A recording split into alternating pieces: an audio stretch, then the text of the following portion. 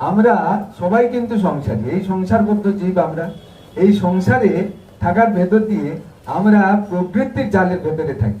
এই প্রবৃত্তির জালটা কিরকম তিনি দুটি প্রকার উদাহরণ দিয়ে বলছে। সে আস্তে আস্তে করে জাল বেছায়, জাল বুনতে থাকে। এই জাল বুনতে বুনতে বুনতে বুনতে বুনতে বুনতে তার পুরোটাই সে তার শরীরটাকে পুরোপুরি মানে জালের ভেতরে আবদ্ধ করে ফেলে। আমরা সেরকম প্রবৃত্তি জালে, আমাদের সংসারের মায়া জালে আবদ্ধ হতে হতে আমরা একা ছিলাম। একা থাকতে থাকতে বাবা মাকে এরকম কেন্দ্র করতে করতে বিয়ে করলাম, আবার সংসারের জালে পড়লাম।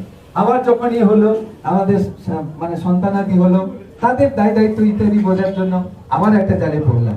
তারপরে তার জন্য রোজগার করা, নানা রকম ভাবে প্রবৃত্তির এই মায়া জালের ভেতরে সংসারের বেড়া জালে আমরা জাল বুনছি।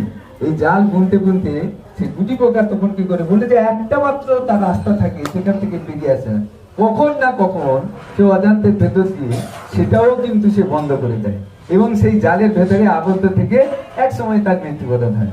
বলছে কিন্তু আমাদের ক্ষেত্রে আমরা কিন্তু বেরিয়ে আসার ওই যে সামান্যটুকু ছিদ্র আছে, সেখান থেকে বেরিয়ে আসার রাস্তাটা হচ্ছে আমার জীবনে যেহেতু ইষ্ট আছে, আর ইষ্ট স্বার্থ প্রতিষ্ঠা করার জন্য যখনই আমি ডিবি ওয়ার্কের জন্য বেরোচ্ছি, আমি যখনই বেরোচ্ছি ইষ্ট কর্মের জন্য যখনই বেরোচ্ছি, তখনই কিন্তু আমি উন্মুক্ত হয়ে যাচ্ছি।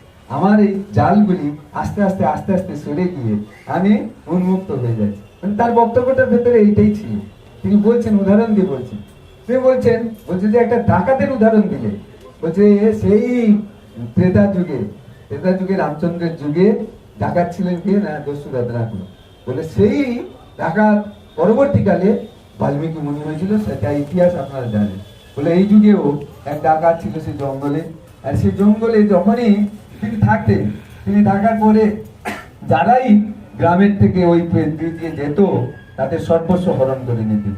যেটা দস্যু রত্নাকর করতো ঠিক তেমনি ভাবে ওই ডাকাত তো করত। একদিন ওই রাস্তা দিয়ে যেতে যেতে এক ঋত্বিক দাদা তিনি যাচ্ছেন, যেতে তাকেও ধরেছে।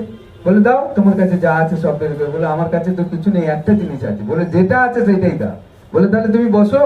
তাহলে বসলো, বসার পরে তাকে ঠাকুরের সেই নামটা দিল। বলে আমার কাছে ভগবানের নামটা আছে, এটাই দিতে পারি। তাই সেটা দিয়েছে, আর ঠাকুরের একটা বিগ্রহ দিয়েছে।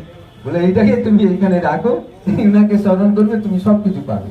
ধর্ম অর্থ কাম মোক্ষে ওই নিশানা ভুলিস না, ওই একটাই নিশানা তিনি বলে দিন। বলে তোমার সবকিছু প্রাপ্তি করবে, এটাই তোমাকে দিতে পারি, আর কিছু আমার কাছে নেই, দেখে না আর কিছু নেই। আচ্ছা ঠিক আছে, ওইটাই সে নিয়েছিল, ওইভাবে ইয়ে করে রেখেছে। আবার ওই কিছুদিন চলে, ওই দস্যুবৃত্তি তার চলছে, ওই চুরিবিদ্যা চলছে।